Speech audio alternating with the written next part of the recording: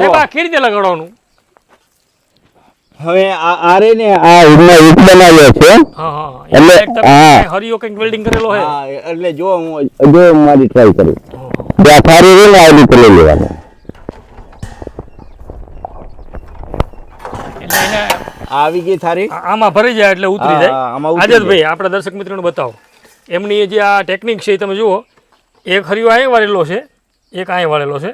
હવે આને જાણે આપણે લટકાવવાનું હોય ને તાણે પણ આમ જ જવા દેવાનું અને ઉતારવું હોય તાણે આમાં ભરાઈને જ આમ આવવા દેવાનું. અને ઉપર હુક લગાવ્યો છે. અને આ જે થાળી રહી આપણે આના વિશે થોડીક આપણે દર્શક મિત્રોને જાણકારી આપશો જેથી કરીને આપણાથી કોઈ પ્રેરાય ને. હા પેલા તો આ થાળીની અંદર ફરતી બાજુ મેં હોલ કર્યા છે.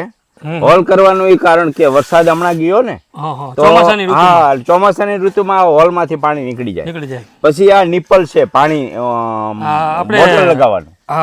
બૂચ છે આપણે પીવીસી પાઇપલાઇન. હા પીવીસી આ ફિનોલેક્સ કંપનીનું પોણાનું ડટ્ટી છે પાણી બંધ કરવાની. પછી એની અંદર આટા બનાવ્યા છે.